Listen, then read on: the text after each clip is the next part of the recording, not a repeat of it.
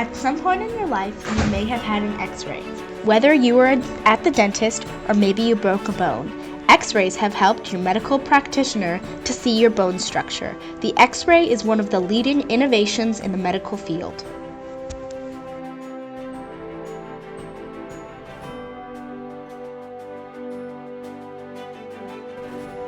In 1894, Wilhelm Röntgen was playing with electrical currents through glass cathode ray tubes when he discovered that a piece of barium platinocyanide glowed even though the tube was enclosed in a thick, black cardboard and was across the room.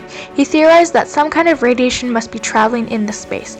At this time, he did not understand his accidental invention, so he dubbed it the A beam of X-ray. radiation travels through the air, comes into contact with our body tissues, and produces an image on a metal film. Soft tissue, such as skin and organs, cannot absorb the high-energy rays, and the beam passes through them. Dense materials inside our bodies, like bones, absorb the radiation. X-ray as it is a revolutionary innovation because of its role in the medical and metal industries. You can use it to detect types of metals and fractures in both metal and bone. It is also commonly used in the dentistry industry.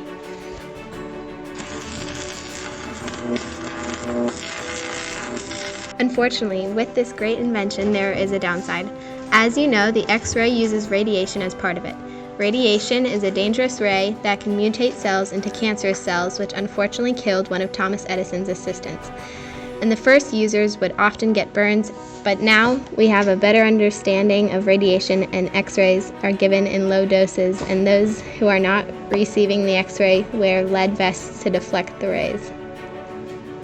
From finding out the type of metal to figuring out if someone has a broken bone, X-rays are used in many different ways. From taking 90 minutes to 10 milliseconds, the X-ray is a mighty innovation that is constantly being reinvented for the better. It is used by many industries such as the dentistry, building, and medical. It is useful for everyone. If you ask anybody, it'd be pretty hard to imagine life without it. Okay, so what we're looking at 4 front teeth. All of them are perfectly lined up here, nice and balanced. Everything looks perfect. But as a dentist, the first thing I look at, I go, well, you can see where this dark shadow is known as a pulp, or this is where the nerve usually is.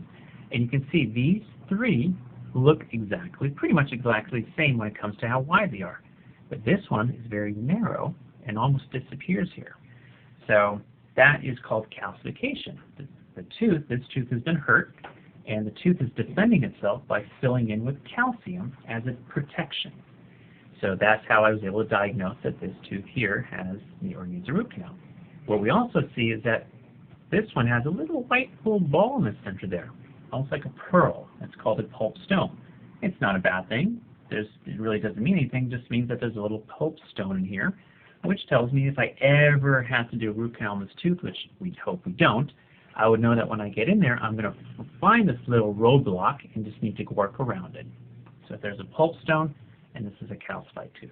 All right, so the question, how often do I use x-rays? Actually, it's on a daily basis.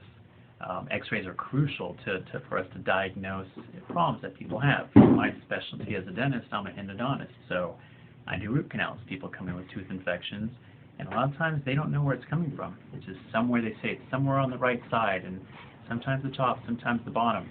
So by taking an x-ray, if there's an infection in a tooth, we can actually see what the infection is.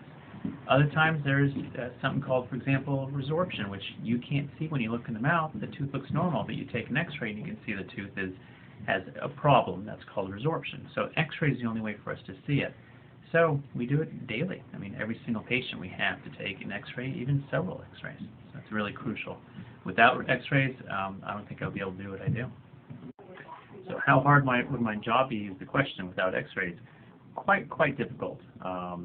The fact that x-rays help us show where the problem is a lot of times, which tooth it is crucial. But the other thing is, for example, my specialty as a root canal specialist, I need to know how long the tooth is to know how far to clean it.